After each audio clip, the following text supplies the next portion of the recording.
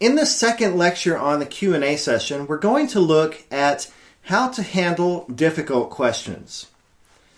During the Q&A session, it's possible that you may get some questions that you do not know how to answer.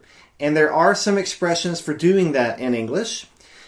So we're going to take a look at 3 situations here.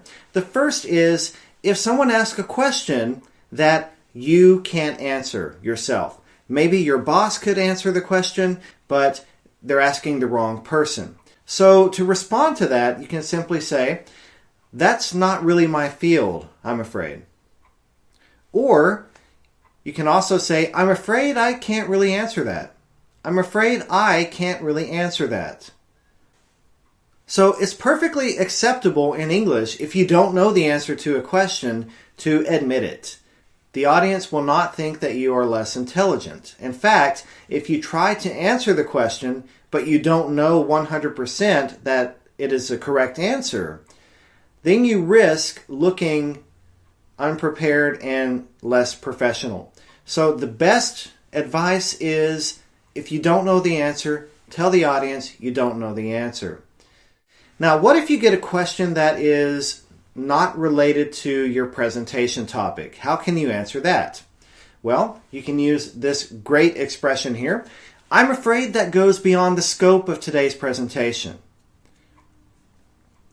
So for example, if you're giving a presentation on your sales figures and someone asks about the relationships in the marketing department, you can simply say, "I'm afraid that goes beyond the scope of today's presentation." You may also choose to add this expression, "I'd be glad to discuss that with you personally after the presentation."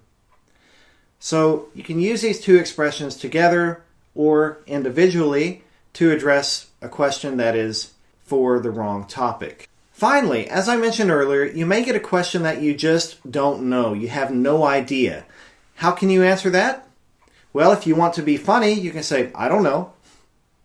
But if you want to be more professional, you can say this, "I'm afraid I don't know the answer to that. Let me check on it and I'll get back to you by email." Chances are, if you do say this, the person's not going to ask you the question again. At least that's never happened to me. But if they do ask you the question after the presentation, then definitely do get back to them by email. It's a polite thing to do. So, as I mentioned earlier, please do not be afraid to say that you don't know. In English, it's perfectly acceptable to let the audience know that you can't answer a question if that is indeed the case. So we looked at 3 types of difficult questions: questions for the wrong person, questions for the wrong topic, and questions that you simply do not know.